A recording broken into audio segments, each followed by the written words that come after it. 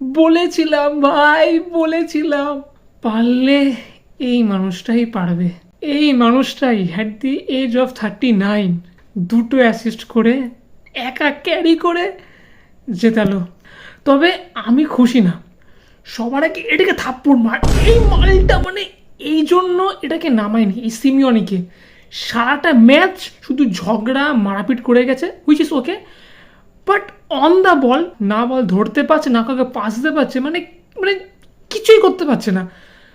But আমি রেগে আমার মুড নষ্ট করব না।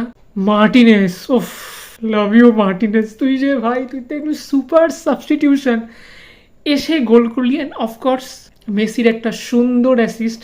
আর এনজো ফার্নান্দেস 3-4 বারবার শট করে করে করে ফাইনালি সেই মেসির পাশে তুমি শুট করে গোল করলে, যেটা একটা ফ্যাবুলাস গোল ছিল।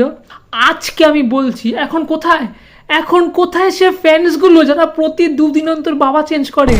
আগে পর্তুগাল থেকে ব্রাজিল, তারপর ছিল ফ্রান্স, বললো এমবাপে সেভ দ্য ফুটবল, তারপর কোথায় ইংল্যান্ড বেলিংগামকে বললো নাকি save the football, save the humanity. এখন তোমার এই বেলিংগামকে, তোমার ওই হ্যারিকেনকে, তোমার ওই এন্ডারসনকে at the age of 39 Messi পুরো ঘুরিয়ে মাঠে শুয়ে রেখেছে। খেলাটা দেখেছো তো? এবার কোথায় যারা রিগড বলছিল, কোথায় ভাই? ফাইনালে কি করবো সেই সব নিয়ে আমি কিছু ভাবছি না। এখন প্রেজেন্ট মোমেন্টে থাকা উচিত, প্রেজেন্ট মোমেন্টে খুশিটা এনজয় করা উচিত। আরেকবার বলছি, I love this man and I love this team.